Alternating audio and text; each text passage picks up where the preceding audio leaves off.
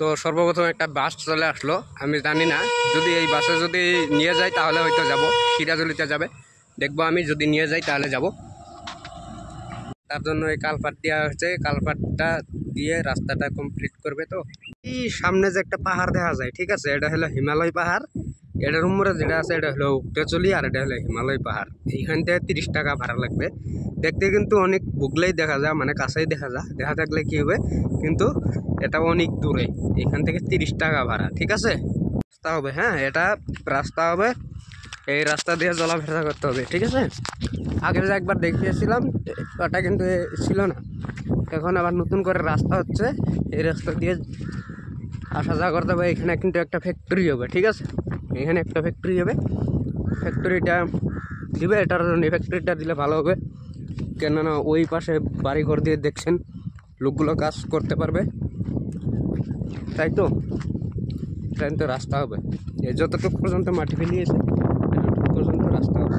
আর এই যে ওইখানে একটা মেন রাস্তা আছে, আপনাদেরকে আমি নিয়ে গিয়ে দেখাবো। যদি ডাইরেক্টলি আমি যাইতে যদি ভিডিও করতে করতে যদি আপনাদেরকে দেখাই তাহলে অনেকক্ষণ সময় লাগবে। তার জন্য আমি একটু ওই যেখানে যাব ওইখানে গিয়ে আপনাদেরকে ভিডিও করে দেখাবো, ঠিক আছে। এই যে দেখতে পাচ্ছেন একটা পিলপিলিটা দেখতে পাচ্ছেন কি, পিলপিলিটা মানে ওটাই রাস্তা, মেন রাস্তা। তো দেখতে থাকেন আমার ব্লগটা, অ্যাকসেপ্ট করবেন, অ্যাকসেপ্ট করে দেখতে থাকেন।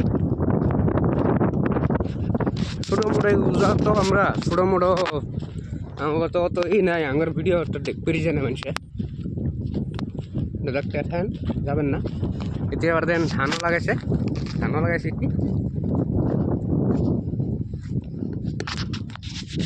হলো, এই রাস্তার কাম করার লেবার মিস্ত্রি থাকবে যে, সেটার রুম। গাড়িও পাওয়া যায় না রে ভাই, গাড়ি বাইতে অনেকক্ষণ সময় লাগে, 2 ঘন্টায় লাগে না 3 ঘন্টায় লাগে, ঠিক আমি জানি না, 2 ঘন্টাও লাগতে পারে, 3 ঘন্টাও লাগতে পারে। তারপর গাড়ি আসবে, তারপর আমি যাব। এটা দিয়ে আপনি সিরাজুলি যেতে পারবেন, আর এই রাস্তা দিয়ে আপনি হুকরাচুলি যাইতে পারবেন, হিমালয় যেতে পারেন, যে পাহাড়ের কথা বললাম সেই পাহাড়ে যাইতে পারবেন।